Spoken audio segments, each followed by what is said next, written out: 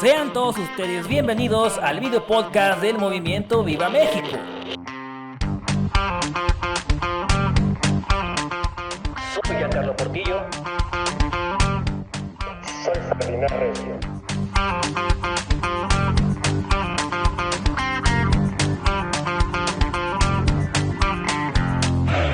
Buen día, gente, bienvenidos a un episodio más del podcast de Movimiento Viva México. Les saluda Giancarlo Portillo, como siempre, un gusto estar con todos ustedes y en compañía del director general del movimiento, Ferdinand Recio. ¿Cómo estamos hoy, Ferdinand? Muy bien, Giancarlo, encantado de saludarte de nuevo y más con estos invitados. Excelente, una gran invitada que tenemos el día de hoy que ha tenido sin fin de experiencias cuyas experiencias son un plus que pocas personas tienen. En el movimiento, en el ambiente, porque puede contarnos lo que es vivir la realidad desde el otro espectro político, por llamarle de alguna forma. La invitada del podcast de día de hoy, de este episodio, es nada más ni nada menos que Sara Hoff desde Brasil. Nos está acompañando vía Zoom. Sarita, ¿cómo estás? Bienvenida al podcast. Hola, Jan. Muchísimas gracias por la invitación a todos del movimiento. Viva México, es un honor estar aquí con vosotros y aquí todo muy bien, gracias a Dios. Todo bien desde Brasil. Sarita, bueno, pues cuéntanos cómo es que comienza en ese entonces Sarah Winter, ahora Sara Hoff, a darse a conocer, pero desde el espectro político que hoy llamamos contrario, que hoy combatimos, que hoy defendemos valores totalmente distintos a lo que este espectro defiende, ¿no? ¿Cómo empezaste desde las trincheras del feminismo, que algunos llaman feminismo radical y tú llamas feminismo en general en todas sus especies, formas, colores y sabores? Sí, la verdad, ya les digo que yo fui más una víctima del movimiento feminista y de todo el progresismo como un todo. Entonces yo soy de una familia muy desestructurada, donde yo tenía un hermano que era adicto en drogas muy pesadas, que estaba involucrado en el narcotráfico. Entonces yo tuve una base familiar muy defectuosa, muy débil. Y yo creo que todos los errores que yo cometí en mi vida, la búsqueda por el feminismo, por el progresismo y un montón de otras malas decisiones, fue justamente por esa debilidad en la base familiar. Entonces, y eso no es solamente conmigo. Desafortunadamente, a los días actuales, tener una familia disfuncional ya no es más una minoría, pero sino ya casi que un tipo erróneo de sentido común. Entonces, con esa familia muy disfuncional, yo acabo sufriendo mucha violencia doméstica por parte de este hermano drogadicto, lo que me ha hecho desarrollar ya un sentido de luchar en contra de una injusticia. Y yo sufría mucho porque mis papás eran totalmente... tenía mucho miedo de mi hermano. Mi hermano los pegaba también, los maltrataba mucho. Entonces yo vi un hermano que maltrataba a la familia y un padre que no tenía fuerzas de luchar en contra de eso. Entonces, básicamente yo vi el peor del peor que alguien puede ver de los hombres.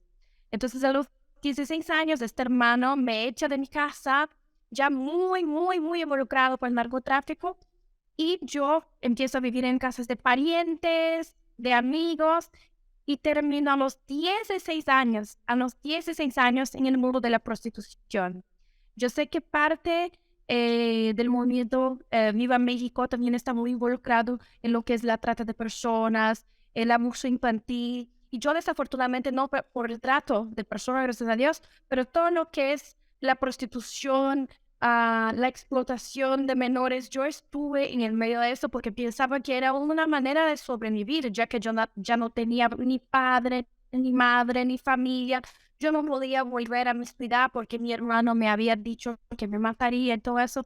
Entonces yo fui a vivir a la capital, São Paulo, donde entonces a los recién hechos 16 empiezo a prostituirme para poder pagar mis estudios, para poder comer, para poder tener dónde vivir. Y conocí aún más el peor de los hombres, del sexo masculino. Entonces yo veo muchas personas con un pensamiento más moderno, diciendo que no, la prostitución es una manera libre, una manera empoderada, es un trabajo como cualquier otro y se debe ser legal, no se debe cada mujer hacer lo que quiere con su cuerpo, pero la verdad es que las personas, las señoras que dicen eso, nunca han necesitado cambiar su cuerpo por un pedazo de pan, nunca han necesitado cambiar su cuerpo para tener un abrigo para no morir de frío en las calles heladas de São Paulo. A los 17 años, como todas las personas que están involucradas en el medio de la prostitución, yo fui víctima de una violación y esto me destruyó por fuera, pero por adentro también. Entonces, en este contexto, yo desarrollé un odio muy fuerte, primero de los hombres, porque me llegué a los casi 18, ¿qué conocí del hombre? Como un todo, violencia, violación, amenazas, todo hermano. Entonces, un odio muy fuerte de la familia, porque yo formaba mi familia, yo no entendía por qué mis amigas todas tenían familia y yo no. Un odio muy grande de Dios, porque yo nací y crecí en la iglesia católica, pero yo salí de la iglesia católica con 14 años, porque yo me acuerdo preguntar a mi catequista por qué yo tenía que sufrir, por qué yo tenía que sufrir en un hogar tan disfuncional. Y no me olvido de mi catequista, y ese es un problema muy, muy, muy fuerte que tenemos hoy en día, que gran parte de las instituciones que apoyan, que ayudan, que hacen los hechos de caridad son las instituciones religiosas. Todavía falta, tanto para la Iglesia Católica cuanto para la Iglesia Evangélica Cristiana, aún falta mucha formación intelectual de calidad para suplir las dudas que muchas veces de los jóvenes parecen tontas, pero son legítimas. Entonces yo pregunté a mi catequista, oye, ¿por qué yo tengo que sufrir tanto? Y me acuerdo que ella dijo, esta es la voluntad de Dios y tú la tienes que aceptar. Entonces, híjole, a los 14 años de edad, ¿cómo voy a entender qué es la voluntad de Dios? ¿Cómo voy a entender que Dios sí quiere que yo sufra? Porque eso me va a hacer un bien posterior. Entonces yo pensé, no, esto no quiero un Dios que quiere que yo sufra. Entonces esto me ha hecho también dejar las creencias. Entonces yo tenía odio de los hombres, odio de la familia y odio de Dios. El mundo, las circunstancias de este mundo actual ya habían me preparado para recibir lo que yo recibí posteriormente, que fue toda la ideología progre. Entonces yo siempre digo, en esta militancia progresista, no es que alguien va a llegar a decir, tú tienes que ser un militante, tú tienes que no.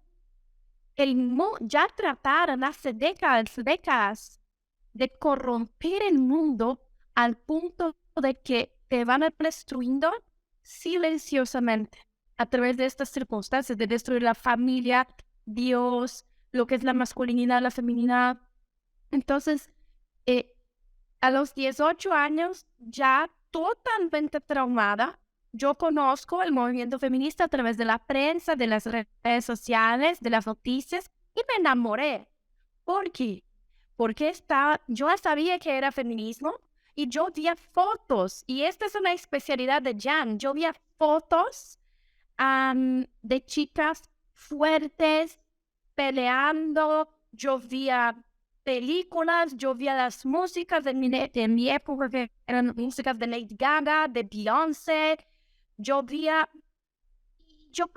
quiero hacer eso.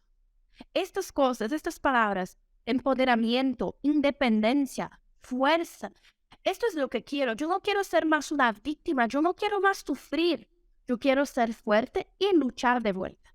Entonces conozco el movimiento Femen, que es un movimiento muy conocido en la época, estamos hablando de 13, 12 años atrás, y se quedaron muy conocidas por salir en la calle protestando desnudas de manera extrema, llamando la atención para temas como la explotación sexual, la prostitución, la violencia doméstica, la libertad de la mujer. Entonces yo pensé, ellas están luchando por todas las cosas que yo sufrí en mi tierra.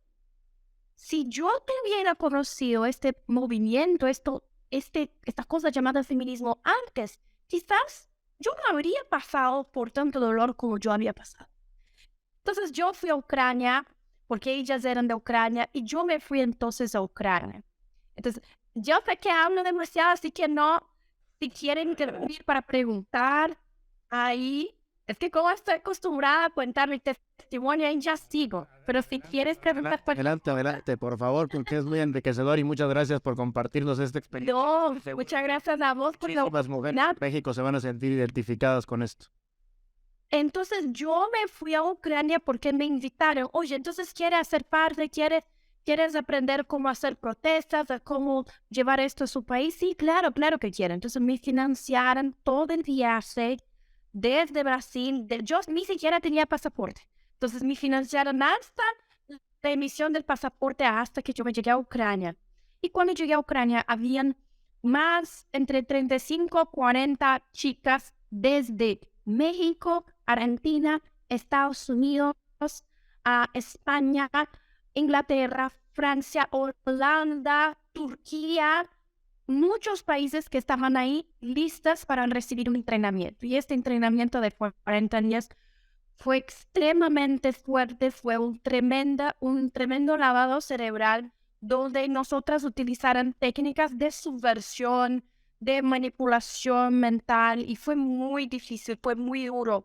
Un ejemplo que los puedo dar, porque incluso yo estaba preguntando ya en estos días que creo que en 2010, 2011 no habían tantas feministas así protestando en la calle, rompiendo cosas, saliendo desnudas. El feminismo en Latinoamérica era diferente. Era algo un poco más institucional, adentro de las universidades, adentro del gobierno, pero no tanto en el mundo de las artes o el mundo de la calle. Entonces, fue justamente eso por lo cual nos entrenaron.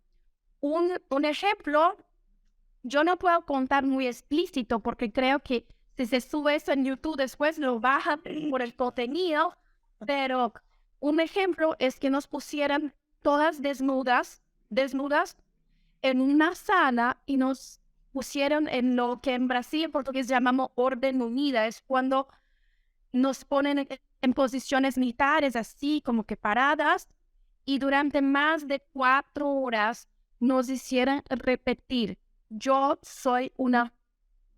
Entonces, y al comienzo esto parecía estúpido, esto parecía, no sé, raro, pero después de horas repitiendo cada una en su idioma, yo soy una, después de horas repitiendo, se pareció normal. De repente empezamos a considerar esta palabra como con un nuevo significado, como algo, y gritábamos como si fuéramos a marchar. Y de repente esta palabra que es utilizada en cualquier idioma para algo malo, de repente se ha vuelto en algo que nos generaba poder. Nos hicieron un montón de entrenamientos así como este. Y después nos dejaron bien claros que ahora el movimiento feminista habría que cambiar en el mundo y especialmente en Europa, Estados Unidos y Latinoamérica. Que ahora el feminismo debería llegar a las clases más bajas, salir de las universidades, de la academia y pasar entonces a los jóvenes, a las jóvenes, de una manera más atractiva. Entonces se iba a combinar todo este mainstream media junto con las protestas en la calle. Cada una se volvió a su país y empezó, así como yo empecé en Brasil también, a las protestas duras, y esto era muy extremo, entonces salir con los pechos afuera, llamar la atención de la prensa, entonces todo fue una estrategia muy bien desarrollada. Entonces yo digo que la militancia progresista, ¿porque qué es la militancia? La militancia es un organismo de individuos entrenados para desarrollar técnicas y estrategias a corto, mediano y largo plazo para conquistar un territorio y hacer el mantenimiento del poder bajo este territorio. Esto es una militancia. Entonces, imagina que alguien ha deseado esta conquista del territorio de los jóvenes, alguien ha financiado eso, alguien ha financiado una élite intelectual, gente demasiado inteligente para desarrollar estas técnicas de implementación. Cada cosita específica que se va a hacer en las calles, en la política, en la prensa, en los medios de comunicación, los medios de educación, los medios de entretenimiento y la política nacional, internacional, global, etc. Y yo era parte de esta militancia como una activista callejera. Entonces, esto llamaba mucho la atención. Entonces, primero la gente se queda escandalizada de ver un montón de chicas protestando en la calle, gritando, haciendo escándalos, grafitando y todo. Y esta fue la manera, el feminismo llegó a Latinoamérica con el pie en la puerta. Entonces, primero para decirle a la gente, llegamos. Y después, despacito, se fue veniendo toda la media, la música, las películas, las series, todo eso de manera muy organizada, porque primero la gente se daba cuenta de que algo existía, porque choqueábamos. Después, lentamente, silenciosamente, este feminismo venía un poco más silencioso con las películas, las series, etc. Entonces, mientras los padres pensaban, no, mi hija nunca va a salir en la calle a ser feminista, la hija ya era feminista porque estaba viendo las series de Netflix, las películas de Disney. Entonces, todo fue muy bien arquitectado. En este contexto de feminista, de activista, a los 22 años, yo estuve por muchos años ahí. A los 22 años, yo me quedé embarazada. Entonces, mis amigas feministas me han dicho, ¿estás loca? Esto que tienes, que lleva en su barriga, no es un bebito, no es una persona, no es un ser humano, tampoco un individuo. Lo que tienes ahí, lo que llevas ahí, es solamente una bolsita de células. No es más que un coágulo de sangre. Te vamos a ayudar. Además, tú eres la líder feminista de Brasil. Eres la más famosa de nosotros. Necesitamos suscitar el debate del aborto, porque en Brasil el aborto no es legal, además de las 3 causales. Entonces, en caso de violación, riesgo de vida para la madre y también de malformación fetal.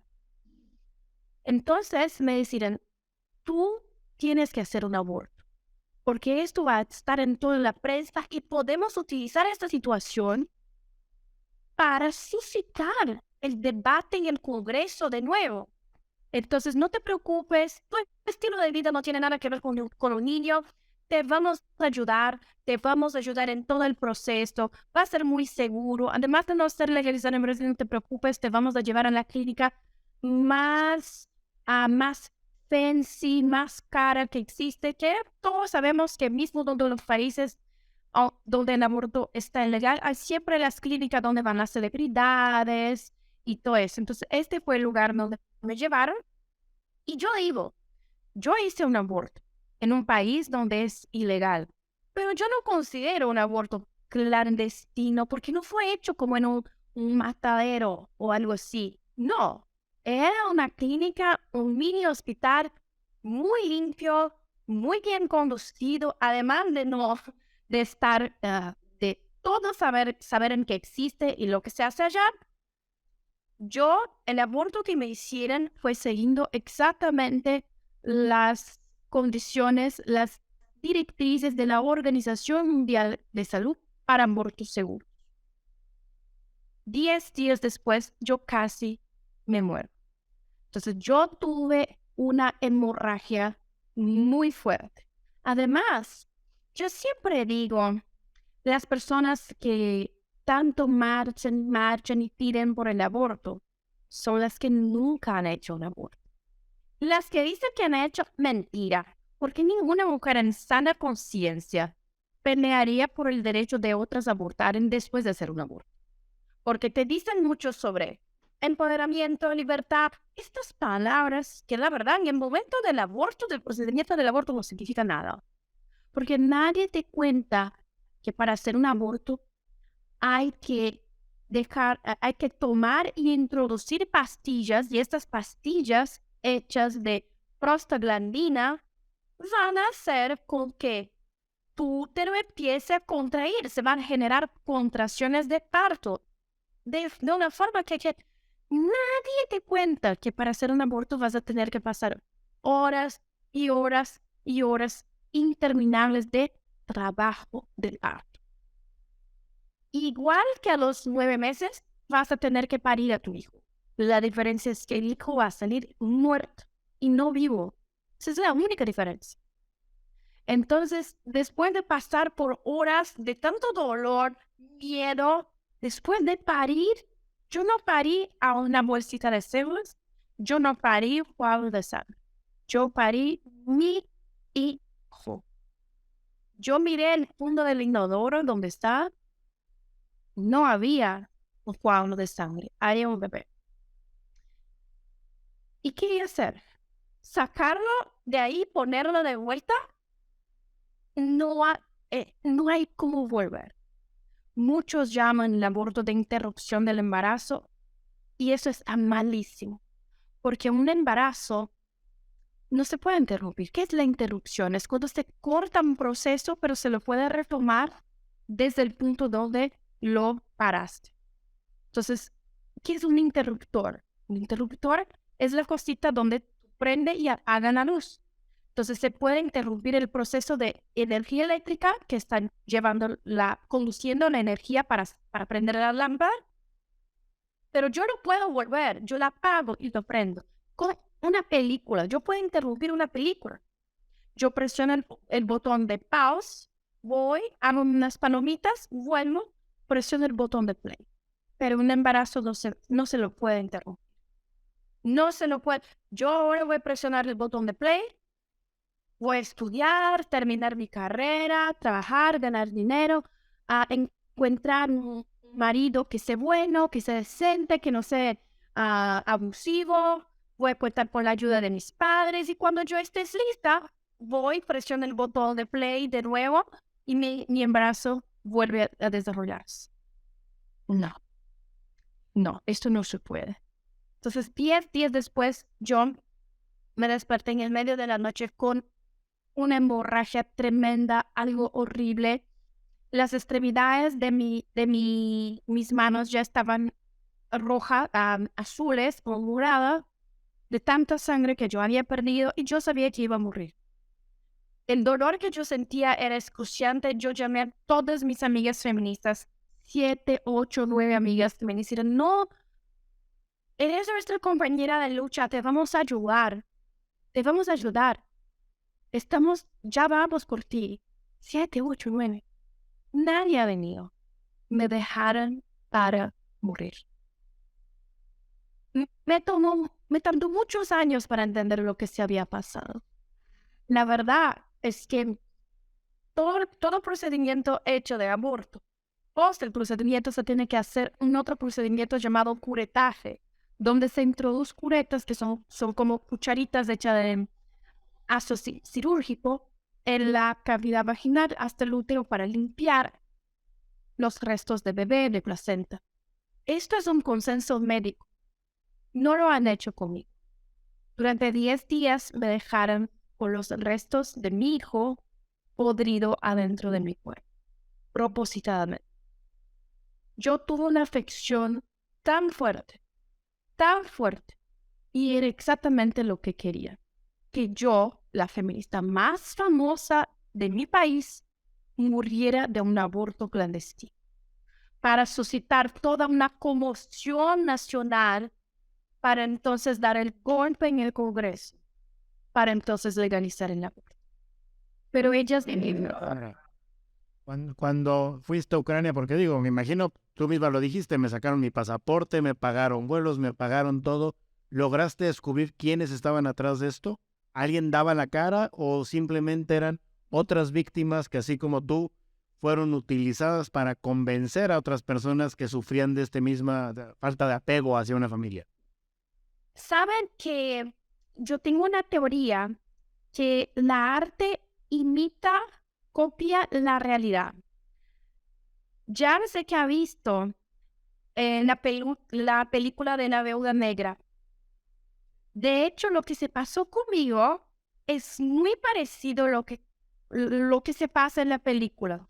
Entonces, eran chicas desde 18 hasta 25 años y fuimos puestos ahí en el cuartel general de Femen, que era muy grande, muy bonito, muy elegante. Se veía que era algo con mucho dinero, que ahí han invertido mucho dinero. Porque todas nosotros, 40 chicas de diferentes países, con todo pago, yo era como novata. Entonces yo llegué a preguntar de dónde salía todo esto. Y la respuesta que obtuve yo de las chicas ucranianas ya mayores eran que venían de la venta de camisetas, como souvenirs. No me parecía coherente el montante de dinero necesario para mantener todo eso con ventas de camisetas y todo eso. Ellas me habían dicho que por la venta de camisetas y todo, porque el movimiento estaba muy famoso en esta época, lograban como $20,000 por mes. Entonces yo no sabía. Entonces yo me quedé con esa cosa, con esa cosita aquí, de que no me parece. Pero yo también entendí que como yo era novata, no era el tipo de información que me iban a dar. Entonces yo tampoco insistí. Pero no eran las chicas de Femen quien nos entrenaron. Fueron 3 personas, 2 hombres y una mujer ya mayores, así como en sus 70 años, pero muy fuertes. Y ellos no hablaban inglés con nosotros. Ellos hablaban ruso entre ellos. Y fueron muy duros. Gritaban y nos pegaban también. En este primer ejercicio que yo les conté, que nos pusieron paradas, desnudas, a las chavas que estaban riendo, las pegaban con cachetes en la cara, con patadas en el estómago. Era algo muy militarizado, muy militarizado.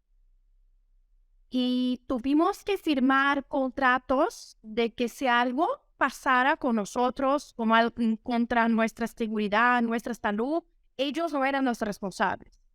Entonces, yo probablemente nunca voy a saber quién eran estos 2 señores y esta mujer que dictaban las órdenes ahí y hablaban ruso con las ucranianas y las ucranianas sí hablaban en inglés con nosotros.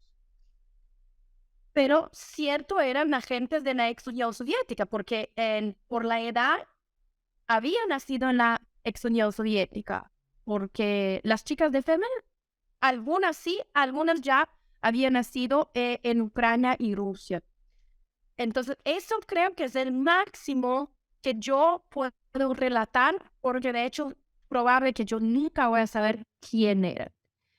Pero sabía que eran personas extremadamente militarizadas, porque nosotras fuimos entrenadas en la base de la orden, de la disciplina, del militarismo soviético. Ay, eso estaba muy claro.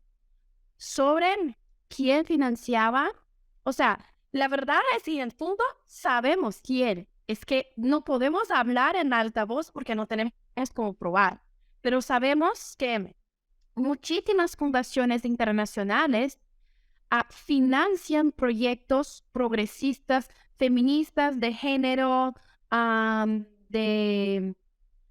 racialistas, indigenistas, estudiantiles alrededor del mundo. Estos temas ambientales también. Y esto no es difícil de ver. Yo nunca conseguí encontrar específicamente de Femen, pero porque estas cosas de protesta, algo que atenten contra las leyes, muy difícil de encontrar. Pero en una búsqueda rápida en los sitios de la Open Society Foundation de George Soros, la Rockefeller Foundation, Ford MacArthur Foundation, Bill and Melinda Gates Foundation, ahí se puede encontrar fácilmente las becas y programas que financian. Ellos ponen en palabras muy bonitas, becas para financiar liderazgos políticos en Guatemala, en México, en Colombia, en Estados Unidos, en Alemania, con la intención de suscitar investigaciones o acciones directas en las áreas de eso.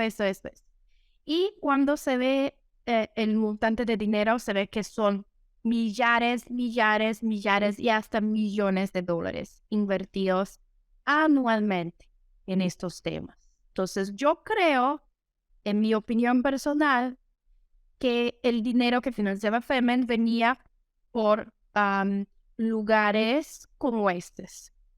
Ok, y Sarita, sin duda alguna historia trágica, lamentable y sobre todo impactante, porque uno que, hablando desde mi experiencia, que he ido a las marchas feministas aquí en México a entrevistar, a preguntar, y es verdad lo que dices, lo que apuntas, que las mujeres o muchas de las que asisten están ahí por dolor, por ignorancia, por coraje, por resentimiento. Me ha tocado entrevistar algunas que me hablan de que su padre les hizo algo, de que su hermano les hizo algo, de que su padre no estuvo, de que su madre no hizo nada, de que pasaron por 1, 2, quién sabe cuántos abortos, y otras más que dicen, yo solamente acompañé a mi hermana, a mi madre, solamente he ido con una amiga. Me ha tocado incluso ver que ni siquiera saben qué significa el color de un pañuelo y otro. Me tocó entrevistar a 2 que no sabían eso. Entonces, que tú nos cuentes esto nos aclara y deja en evidencia que cuando se dice que al menos una parte de las feministas, las que lideran, las que controlan, sí que están financiadas, no solamente financiadas, entrenadas, no solamente entrenadas, sino utilizadas como bala de cañón para poder impulsar una u otra agenda, que en tu caso nos cuentas el tema de lo que sufriste y lo que tenían como intención hacer con tu vida, con tu fama, por llamarle de alguna forma, con la importancia que podías haber tenido. Y me viene a la mente el caso de Roe versus Wade, que fue algo muy parecido, en donde querían que ella fuera como que la cara para poderlo impulsar, pero lo que les convenía era que abortara, porque si una feminista líder era quien llevaba a cabo a término el embarazo, bueno, pues en el discurso ideológico no termina por ser muy coherente. Sara, hoy día, ya no es Sarah Winter, la ex feminista líder de Femen, ahora es Sarah Hoff, que se dedica a promover los valores de la vida, de la familia, la masculinidad, la feminidad desde tu trinchera, desde Brasil, y bueno, has hecho muchas giras. Pasaste esa transición de feminista, que repito, que muchos pueden llamar radical, a una mujer que promueve la feminidad. ¿Cómo fue esa transición? Y una pregunta igual muy precisa, muy puntual, que ahora en tu discurso muchos, alguna crítica que te podrían hacer, no es la mía, pero lo aclaro, es que pasas del feminismo radical a una defensa de la feminidad a capa y espada, ¿no? Que no defiendes ningún feminismo bueno, que la feminidad lo es todo, que saliste de ahí, como saliste de ahí tienes un resentimiento con alguna corriente feminista, y en fin, ¿cómo ves tú la perspectiva del feminismo moderno de hoy en día? Si ha mutado, si ha cambiado, si hay una suerte de feminismo bueno que se pueda reivindicar, que sea distinto al que tú viviste, y por qué esa importancia que tú encontraste en defender, contrario al feminismo, lo que hoy llamas la feminidad, los valores de vida, familia, la protección del varón en su rol procreador, proveedor y protector, ¿no? Que ahora igual se intenta suplir todo eso por el Estado. ¿Cómo pasó esa transición y la razón de tu defensa de estos valores, Sara? ¿Cómo se dio eso, Jan? Cuando yo estaba prestes a morir por la hemorragia, yo utilicé las últimas fuerzas para gritar por socorro. Y mira qué interesante. Mis vecinos me escucharon y me ayudaron. Entonces, había una familia, los vecinos eran una familia católica. Entonces, yo los odiaba, yo los perseguía. Yo siempre pensaba que el padre era un hipócrita, opresor, un macho, y no sé qué, y pobrecita de las hijas que deberían ser, no sé, yo tenía eso en mi cabeza. Yo tenía la suposición de que porque las cosas en mi familia habían sido malas, entonces las otras deberían que ser también. El joven tiene una capacidad muy débil de ver la verdad afuera de sus propias experiencias. Tiene esta arrogancia de percibir el mundo solamente con su única visión. Entonces eso es lo que yo hacía. Pero esta familia que tanto yo era muy arrogante, fue la familia que me salvó la vida, que me llevó al hospital, donde yo estuve por muchos días internada. Yo tuve un choque hipovolémico, o sea, perdí tanta sangre, tuve que ser resucitada con el desfibrilador, fue horrible, muchas transfusiones de sangre. Y recibí 2 noticias. La primera es que yo había perdido una de mis trompas de falopio porque ya estaba podrida. La segunda es que yo me quedado infértil. No podría tener más hijos porque mi sistema reproductivo ya estaba demasiado dañado. Yo sufrí todo lo que se llama síndrome posaborto, mucha depresión, mucha ansiedad, pesadillas horribles. Yo escuchaba lloro de bebé en todas las partes donde no había bebé. Era un bebé que lloraba, era horrible. Entonces empecé a tomar, me volví alcohólica porque yo no quería más sufrir tanto. Pensaba en suicidio, fueron 6 meses horribles. Yo empecé a salir con muchos hombres diferentes porque yo tenía miedo de estar sola. Entonces yo digo que prácticamente yo volví a ser una prostituta, pero no cambiaba mi cuerpo por dinero. Cambiaba mi cuerpo por compañía, para no dormir sola. ¿Y cuántas mujeres hoy feministas hacen el mismo porque en el fondo tienen miedo de estar solas? Esto es muy triste. Esto no es el empoderamiento ni la libertad, tampoco la independencia que promete. Y entonces en esto, 6 meses después de hacer un aborto, mismo con un diagnóstico de infertilidad, yo me embaracé de nuevo. Y yo creo que Dios me regaló una segunda chance. Muchas feministas ofenden a mi hijo lo llamando de error médico, pero yo lo llamo de mi pequeño milagrito. Entonces yo me embarazo de este niño y yo veo que Dios me está dando una segunda chance. Me alejo de todo el feminismo, paso básicamente un año, todo el tiempo yo digo que mientras yo estaba gestando a mi hijo, Dios me estaba gestando de nuevo. Entonces yo tuve un año de mucha reflexión, de entender lo que se estaba pasando. Tengo a mi hijo y decido venir a público a decir, no quiero más ser feminista, esto no, para mí no sirve, yo quiero volver a la iglesia. Dios me ha salvado de la muerte, me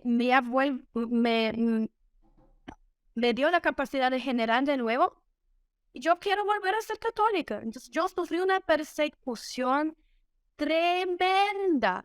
Tuve que cambiar de ciudad porque las feministas tiraban piedras y piedras, fueron amenazas. Por 2 veces me pegaron en la calle, me pegaron feo, me rompieron un diente. Fue horrible. Yo temía por la vida de mi hijo, por mi vida.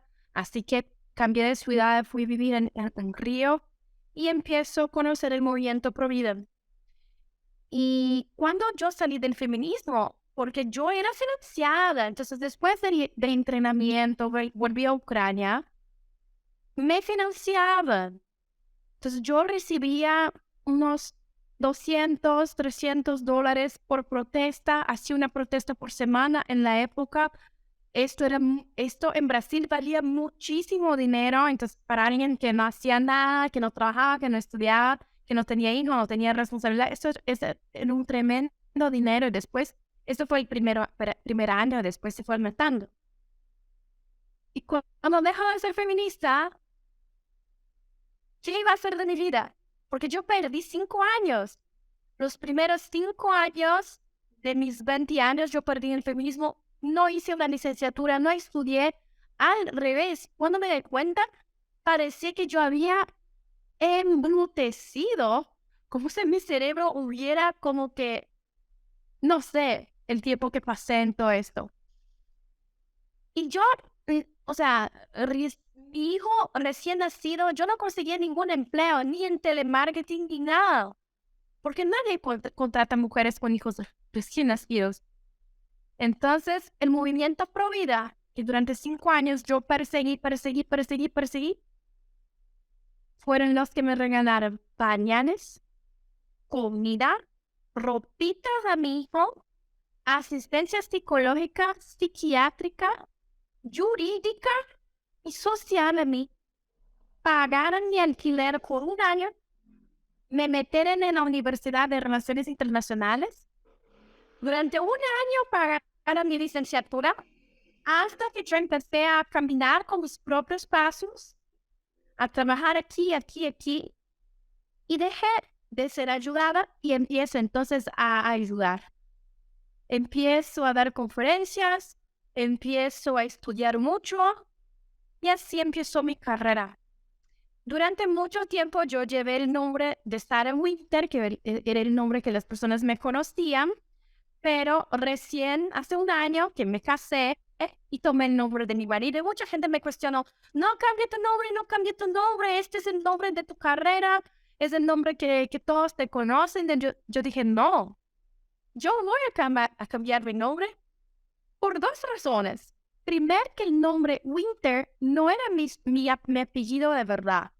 Mi nombre es Sara Fernanda Giromini Huff, ahora de mi marido. El Winter yo había elegido durante mi adolescencia porque yo me sentía una persona triste, depresiva. Y Winter en inglés significa invierno.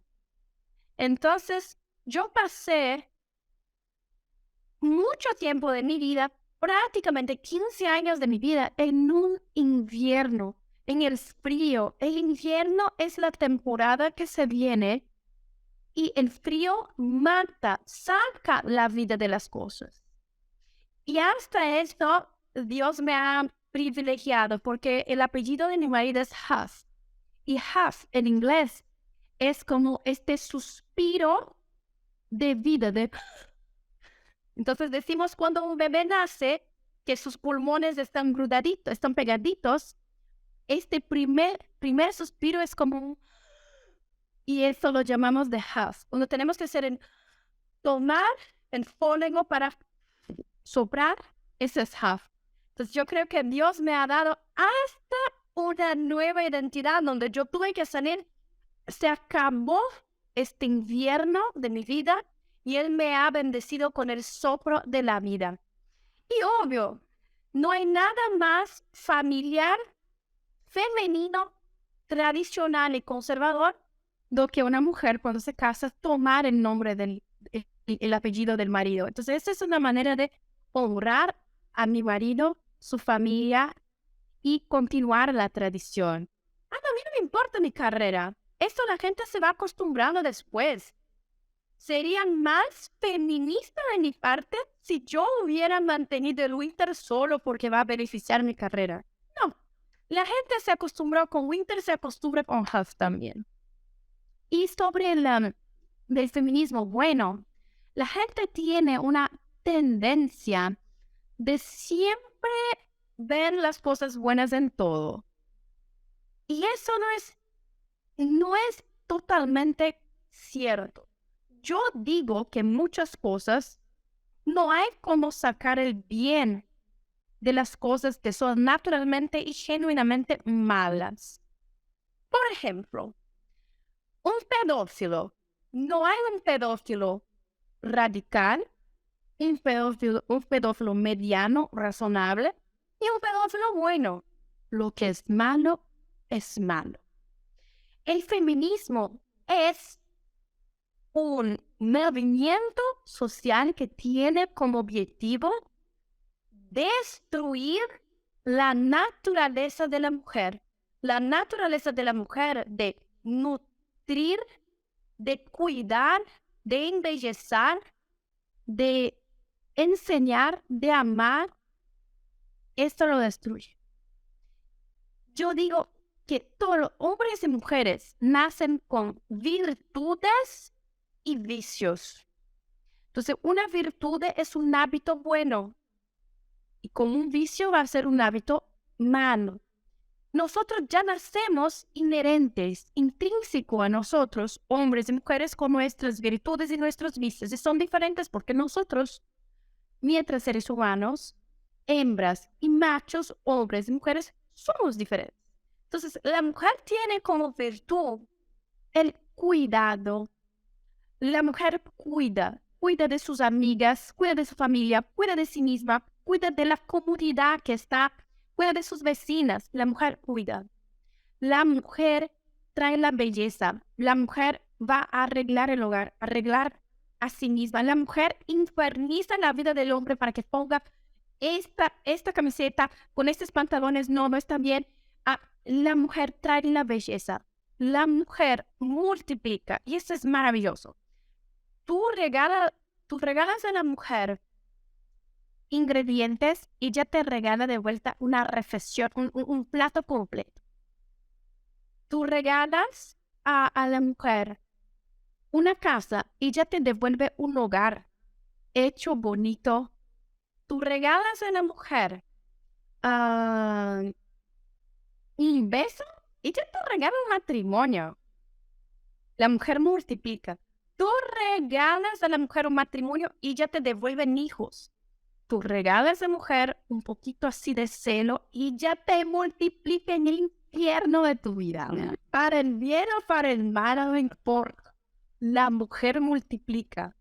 El hombre va a presidir, liderar, va a proveer y va a proteger. Pero las mujeres también llevan sus vicios.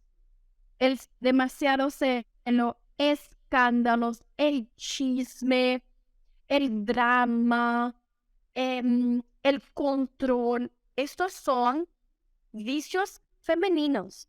Los hombres también tienen sus vicios. Ser perezosos, muchas veces desorganizados, la suciedad, la violencia, la lujuria, una mayor predisposición a la adicción en alcohol y drogas. Entonces, ambos, hombres y mujeres, llevan vicios y virtudes. Lo que las personas tienen que hacer es desarrollar sus virtudes y deshacerse de los vicios. Lo que hace el feminismo es convencer a la mujer que sus virtudes son malas, son una debilidad y que ella hay que deshacerse de ellas y sustituir por los vicios masculinos. De manera que cuando tú mires a una feminista, ¿qué tú vas a ver? Desorden, lujuria, violencia, propensión mayor a la adicción en alcohol, drogas. El feminismo trasplanta entonces los vicios masculinos como si fueran las virtudes de la mujer. La agresividad demasiada es un vicio masculino que es entonces trasplantado para una virtud de las feministas, de las mujeres que van a adherir al feminismo. De manera que destruye la naturaleza de la mujer y la naturaleza del hombre. ¿Cómo eso puede ser algo bueno? ¿Qué sacamos de bueno de eso? Es que las personas de hoy, y me duele decir eso, principalmente de nuestra generación y de los 35 abajo, somos muy mal intelectualmente. Nuestra formación académica es terrible, en parte porque los medios de educación ya fueron tomados por esta militancia progre, en parte porque somos desinteresados, perezosos y mensos. Entonces, muchas veces la militancia progre repite cosas a través de los medios de comunicación y entretenimiento. El feminismo fue responsable por regalar los derechos de la mujer. Yo, sinceramente, a las personas que repiten eso como guacamayes, no creo que investigaran históricamente si esto es real o si eso es verdadero. Solamente escucharon tanto que a través de este método de repetición continua tomaron como verdad y empiezan a aceptaron y empiezan a reproducir. ¿Por qué dijo que esto es verdad? Porque cuando estudiamos la historia, vamos a ver que la mujer, desde que existe la mujer, siempre trabajó. La mujer siempre trabajó. ¿qué historia es esta de que la mujer empieza a trabajar en la primera mitad del siglo XX porque las feministas conquistaron el derecho de trabajar? Esto es muy, muy característico de alguien que nunca ha estudiado el mínimo de historia. Porque cualquier libro o película un poco más ahí, de hace unos 20 años atrás, vamos a ver las películas medievales. Las mujeres estaban trabajando. Las mujeres siempre trabajaban, siempre trabajaron en la cosecha, en el comercio. El comercio fue una institución creada por las mujeres. El hombre salía a cazar, traía a la casa, la mujer utilizaba la piel, los dientes, los cuernos, los huesos, los cascos para hacer utensilios domésticos para su familia y para vender, para comercializar a otras familias. Se intercambiaban, y es que nacían eran las mujeres. La mujer siempre trabajó. Estudiar, las mujeres estudiaban, no, y los hombres tampoco. Entonces imagina que en la edad antigua, la edad media, menos de 8% de la población pertenecía a las clases de la nobleza, la aristocracia y las clases de monjes, monjitas. Estos tenían acceso a la educación. Los otros eran campesinos. Trabajaban, ni siquiera tenían necesidad de leer, escribir. Entonces, no es que la mujer no podía estudiar, es que la gente pobre no estudiaba porque no tenía acceso a la educación. Pero las reinas, princesas, duquesas, condesas, las mujeres de la aristocracia siempre estudiaron. Entonces no era una cuestión de hombre-mujer, pero una cuestión de una minoría que tenía acceso a eso y una gran mayoría de campesinos que necesitaban comer, vestir, sobrevivir a los inviernos y para eso trabajaban. Es que la mujer no podía votar. Los hombres pobres tampoco, los inmigrantes tampoco, los hombres negros, indígenas tampoco. Un tema para incluso 1, 2, 3 podcasts diferentes, ¿no? Porque más que un episodio de podcast, eso ya ha sido una clase magistral de Sarah Hoff para la audiencia, para el equipo de acá, de Movimiento Vía México, para México incluso, de cómo la militancia feminista corrompe, no sé si todo lo que toca, ¿no? Y para reflexionar sobre dónde estamos parados, hacia dónde vamos.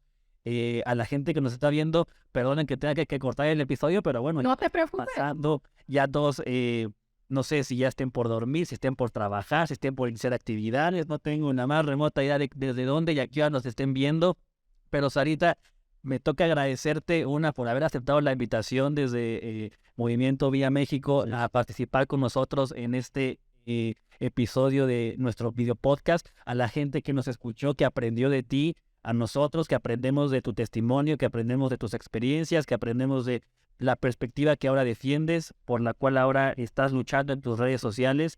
Así que no me queda más que decir, más que por favor invitar a la gente que nos ve, que se suscriba al canal de YouTube, que siga a Sara en sus redes sociales, que nos sigan en todas y cada una de nuestras redes sociales cuyos links siempre aparecerán en la descripción del video aquí abajo, que puedan seguir compartiendo con amigos, compañeros, familia y por supuesto que no se pierdan ninguno de los podcasts de Movimiento Vía México. Sarita, te agradezco muchísimo, de verdad, por aceptar la invitación, por seguir con nosotros y ojalá puedas participar en un futuro otra vez con algún otro tema, porque repito, lo que expones, lo que enseñas y tu experiencia no nos da para 1 hora, nos da para un curso completo de horas que de hecho estás acostumbrada a dar y se nota y se siente.